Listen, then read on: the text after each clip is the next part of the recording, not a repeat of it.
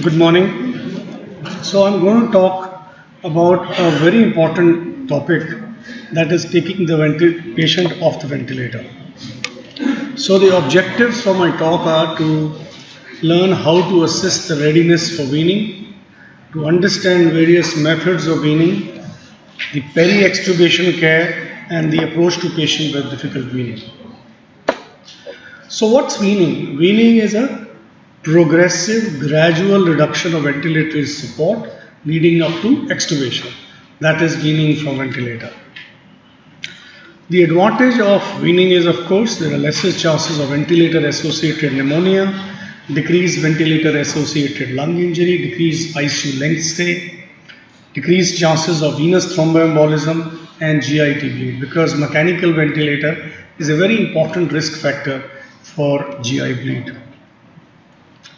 Weaning has a two component. One is the liberation from the ventilator or the discontinuation from the ventilator, and the second is the extubation. And the liberation from the ventilator is a two-step strategy.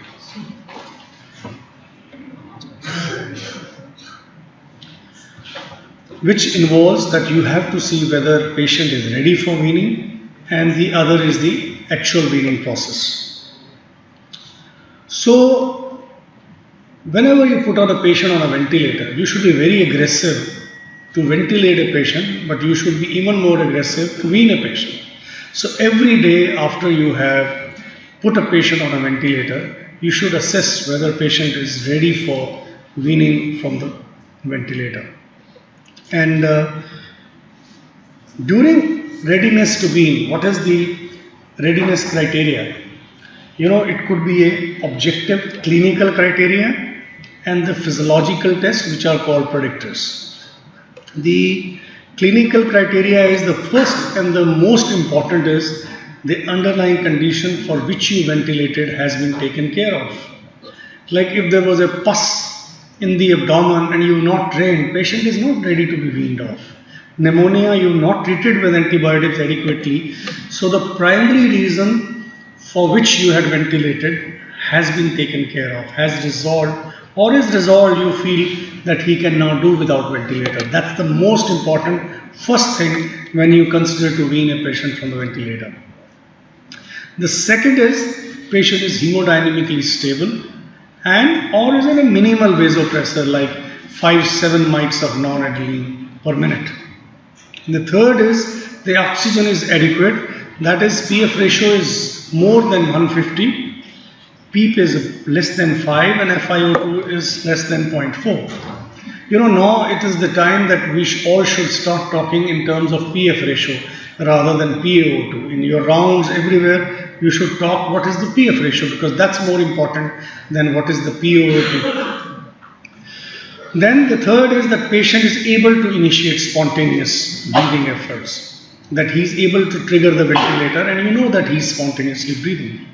Then he could be afebrile or a lower temperature. He should not be having a very high grade of temperature, because there are more chances of weaning, failing if you try to wean that patient from the ventilator.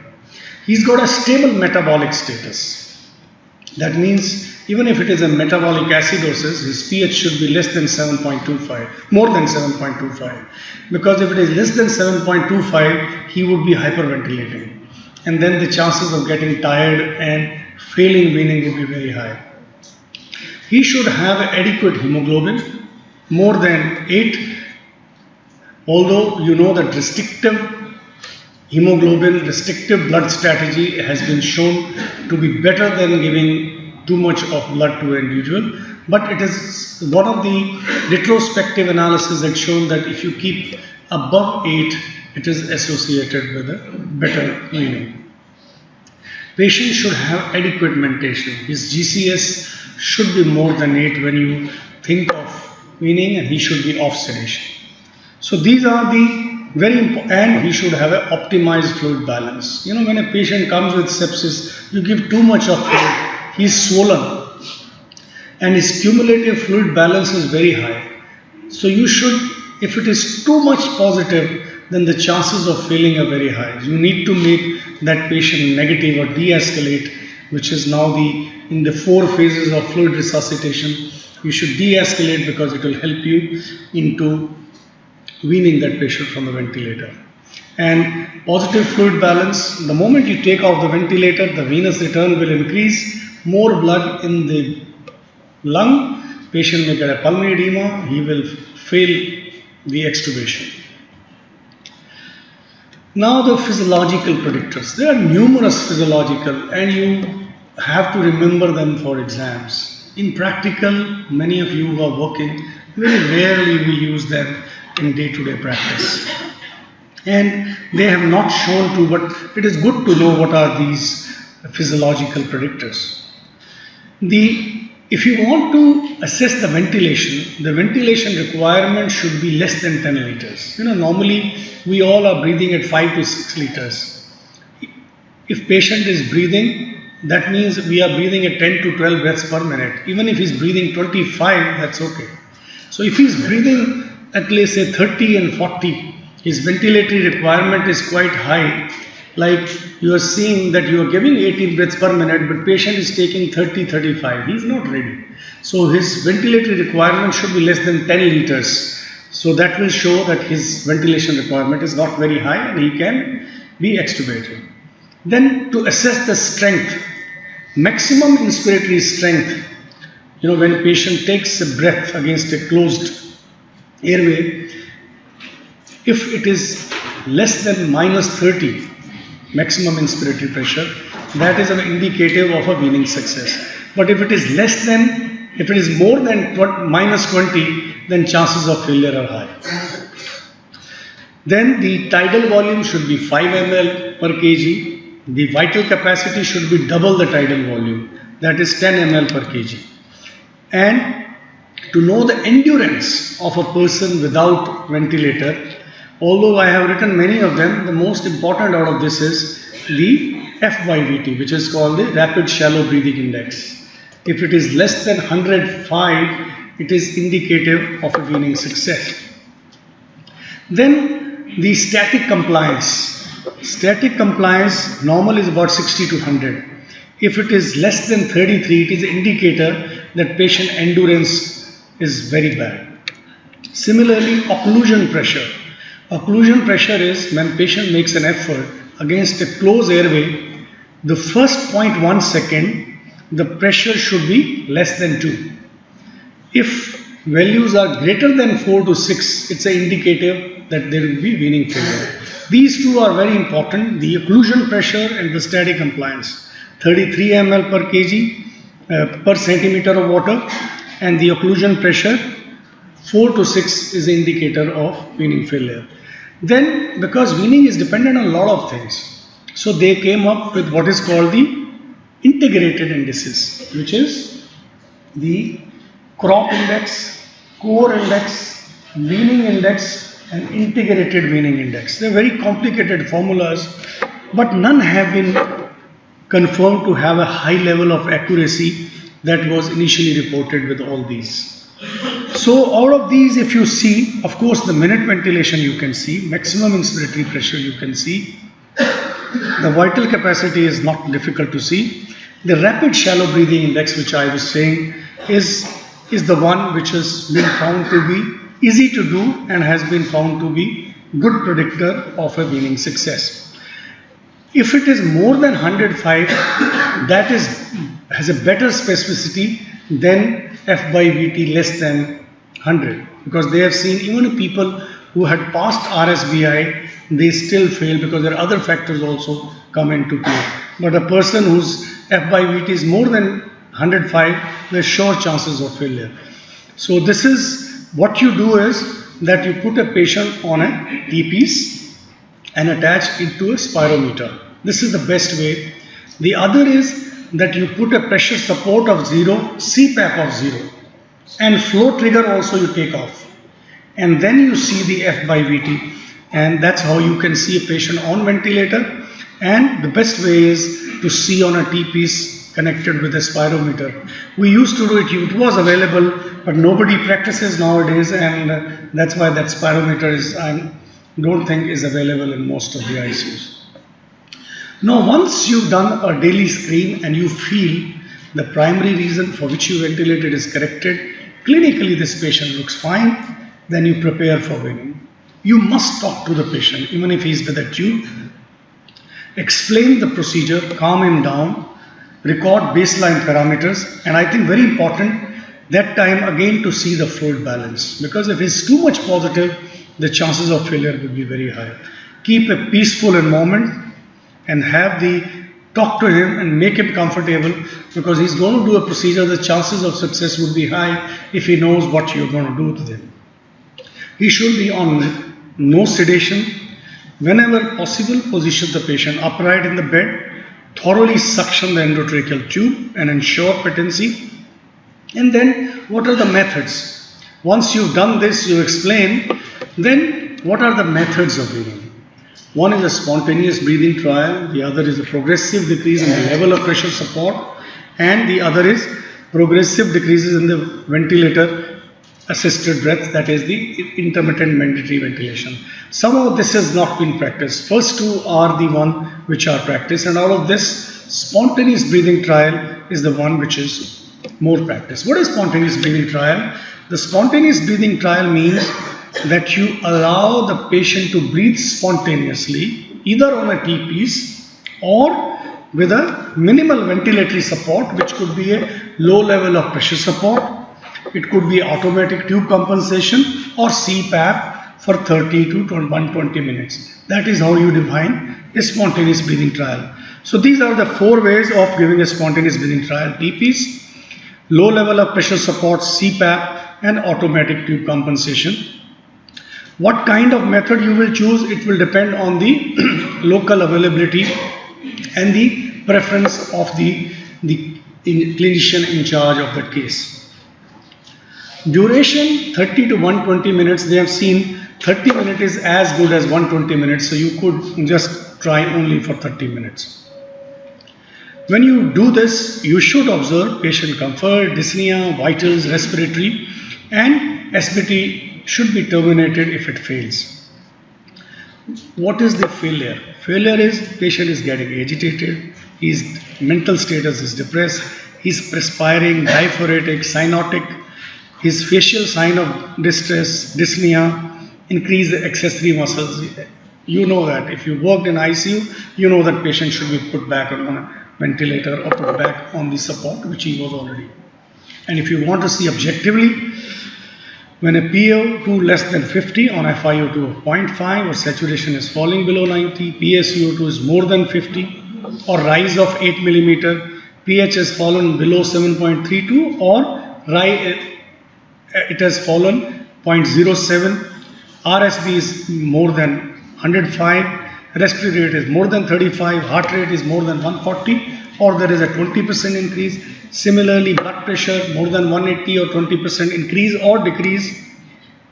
Diastolic blood pressure less than 90, cardiac arrhythmias, you failed.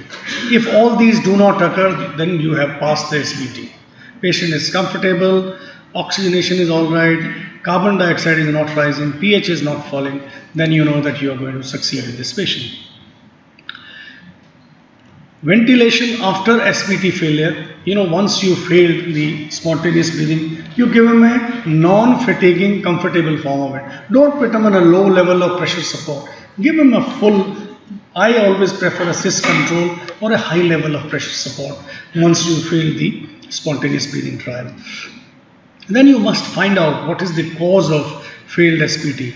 Once you know that the reason for which the SBT had failed, corrected, then you can again perform the SBT.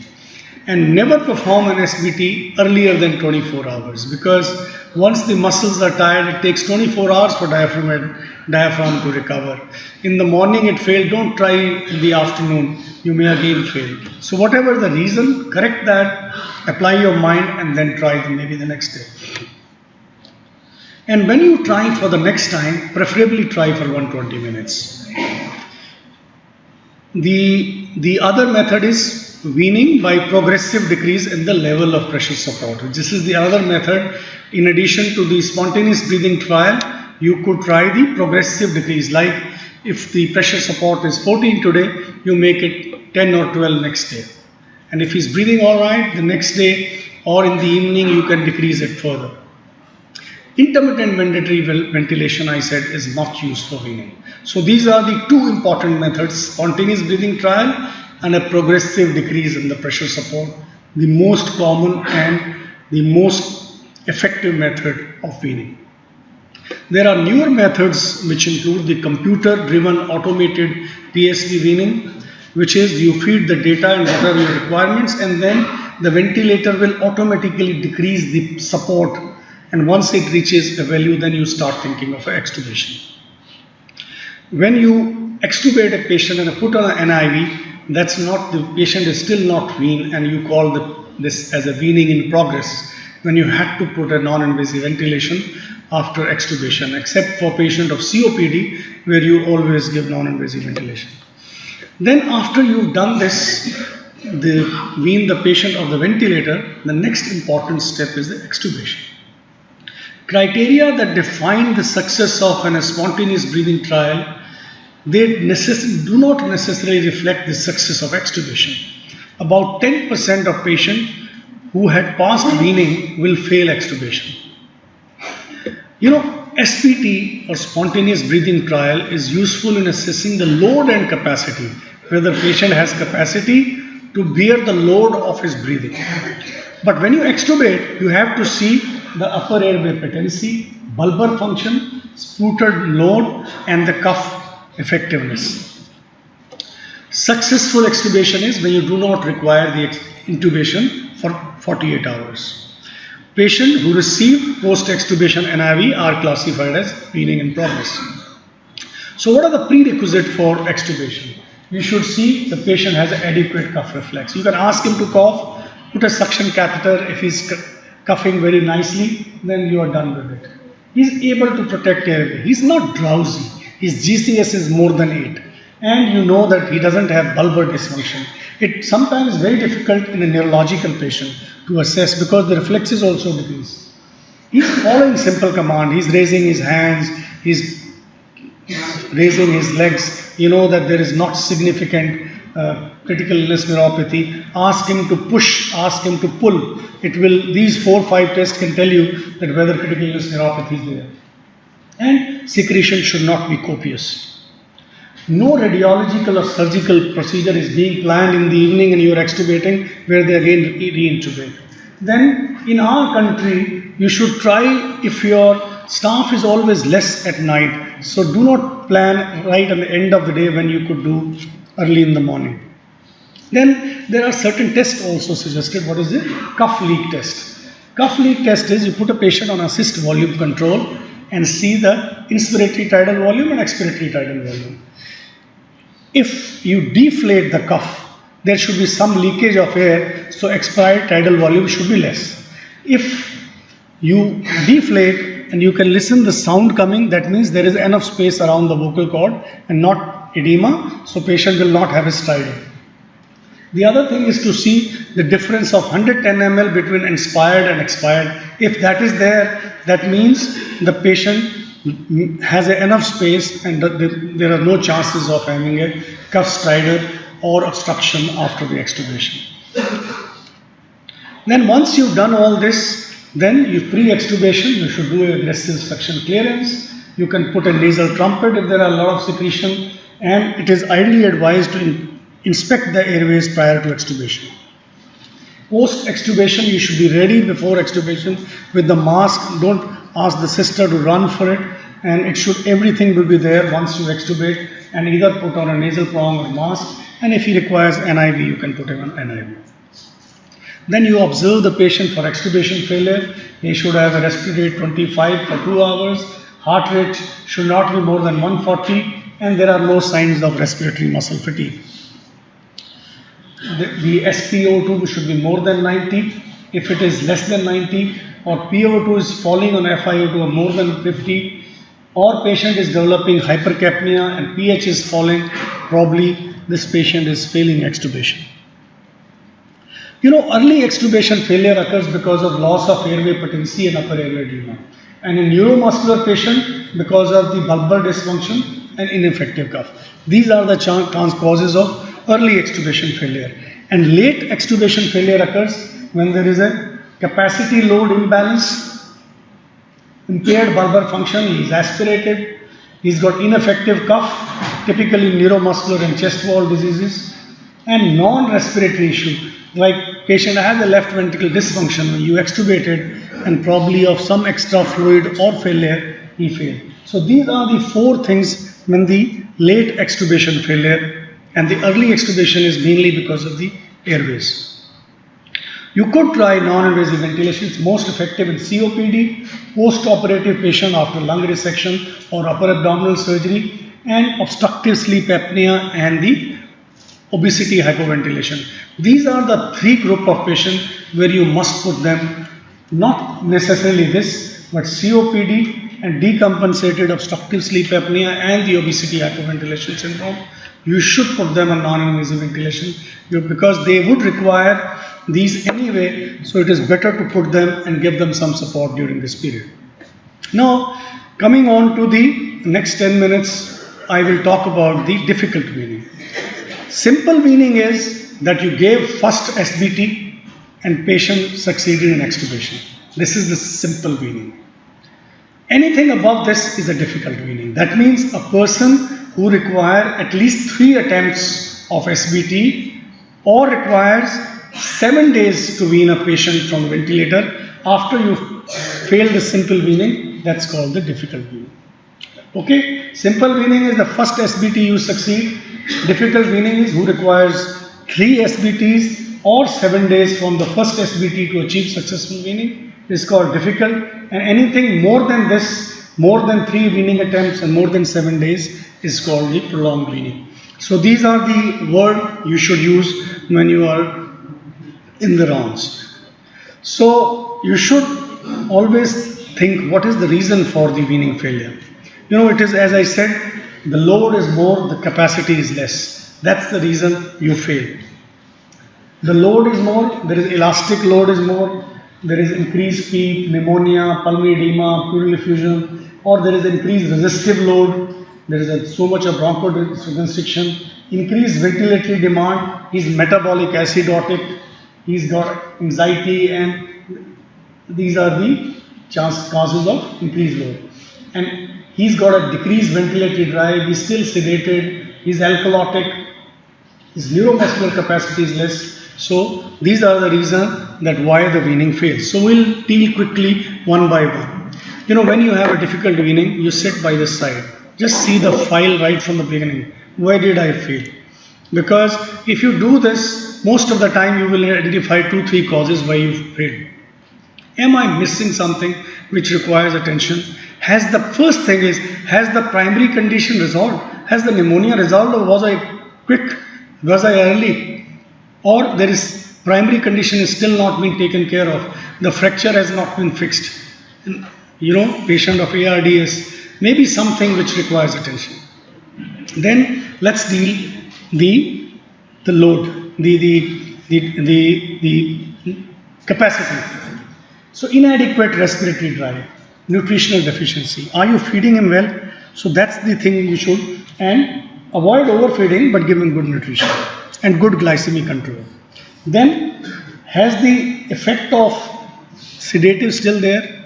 And when you are thinking of weaning, you should avoid continuous infusion, give intermittent short acting like propofol when you are thinking of weaning in such a patient. You know, whenever you over-sedate, you will not be able to mobilize a patient. And if you don't mobilize, the only preventing factor for critical illness neuropathy is mobility.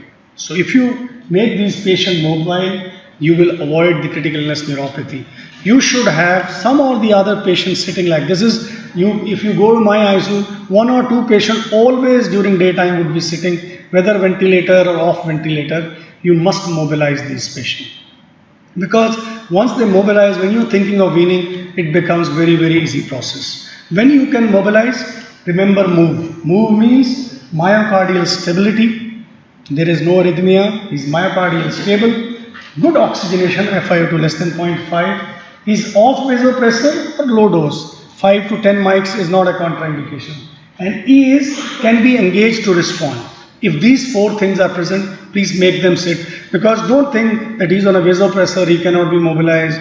He should be on a very low dose, it's okay. Because this will help you to mobilize or wean off patient quickly from the ventilator. Then, it's very common that patients who are in ICU on sedatives, renal failure and others, some amount of residual sedation remains. You don't have a very obvious reason for the sedation, but patient is drowsy. Give him methylphenidate or modafinil, which is available very easily. So these patients will help you to wean that patient off the ventilator. Then the very important is the central nervous system abnormality, delirium. Sepsis, multi-organ failure, ICU, old age, metabolic alkalosis, all these are risk factors for delirium. And I will not go into details of how to diagnose delirium. It is a hypoactive and a hyperactive. And hypoactive is very common. Sometimes patient is drowsy, you don't know what is the reason. Everything is fine, but this person is drowsy. It could be a hypoactive delirium. And you could give a haloperidol, quetiapine, risperidone, olanzapine. We prefer quetiapine. Patient is drowsy, you give him quetiapine, you've ruled out everything, you'll find the next day the patient is conscious. Because it was delirium and it was not the drowsiness because of any other reason. Then sleep deprivation. Patients don't sleep, they get tired. If you ask him in 24 hours, he had a 4 hours, 2 hours, 2 hours sleep. We normally in all these patients give zolpidem.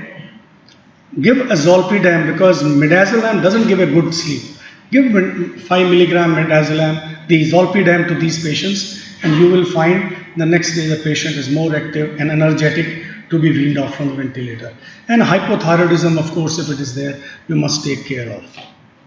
Then the other is inability of the lung to carry out exchange effectively. So unresolving pneumonia, take care of this. Unresolved pulmonary edema or fluid overload is also very common condition. Re-establish the fluid balance. Consider albumin and furosemide. Treat pulmonary edema aggressively. Keep a patient negative when you're weaning off. You can give him fluid once he's weaned off. Avoid fluid in renal failure. And do dialysis if you feel this is the reason and he's not producing enough urine, creatinine is high, then you do a 1 or 2 dialysis and you will find you are able to wean out the patient. In a left ventricular dysfunction, do a NT-proBNP, and if you find it is high, make the patient negative, you'll be able to. Then undiagnosed pulmonary embolism, also always keep in mind when patient is very dyspneic and you're not able to wean out. If there is too much of pleural effusion, too much of ascites, you can do a tap at that time, and there are papers where they have able to wean off these patients of difficult when they did a bilateral chest tubes, but at least do a tapping in these individuals. Then all these electrolyte abnormalities should be thought of and corrected. Similarly, hypothyroidism and anemia, if it is too low, at least bring it to 7 to 8. Respiratory muscle weakness, steroids, myopathy, you need to think of reduce the doses of steroids. Hypothyroidism comes everywhere.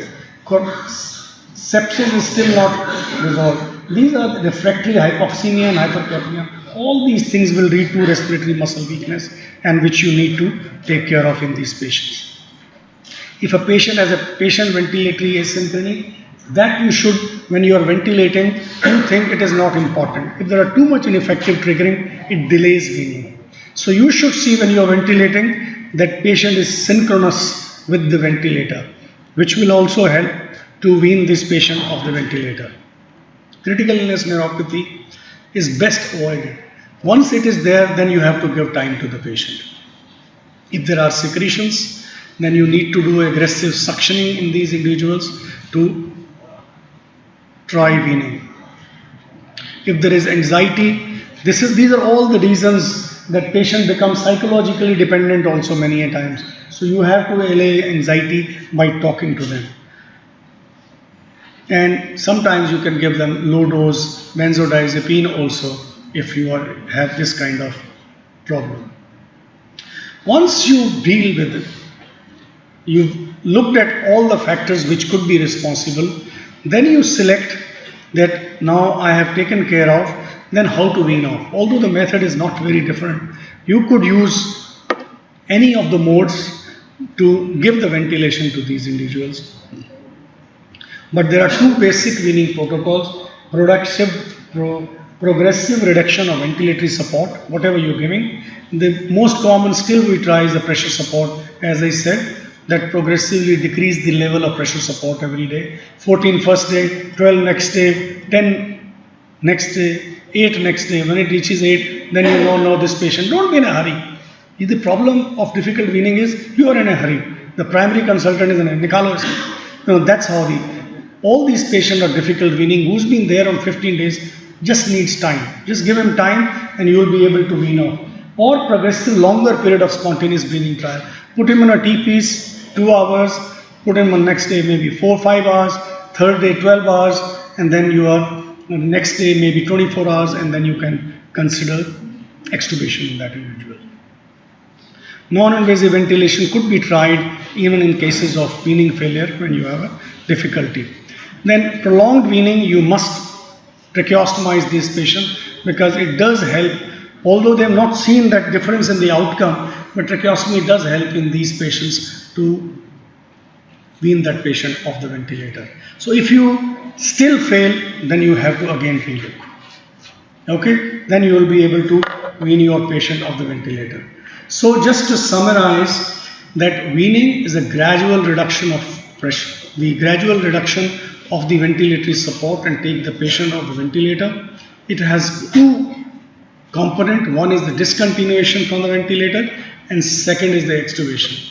And the most important for discontinuation is to daily see whether patient fits into the clinical criteria which I enumerated and few of the physiological indicators, but most of the time it is the clinical indicators which tell you the patient is ready for the weaning from the ventilator. And after you've done this, you do a spontaneous breathing trial. If you succeed, then you see whether patient can be extubated. You see all the criteria that patient fulfills the criteria for extubation, then you extubate the patient. If you fail, then you must spend time and look for all the causes which can cause the weaning failure, and if you fix all those causes, then you start doing the weaning, and most of the time you will be successful. Thank you very much.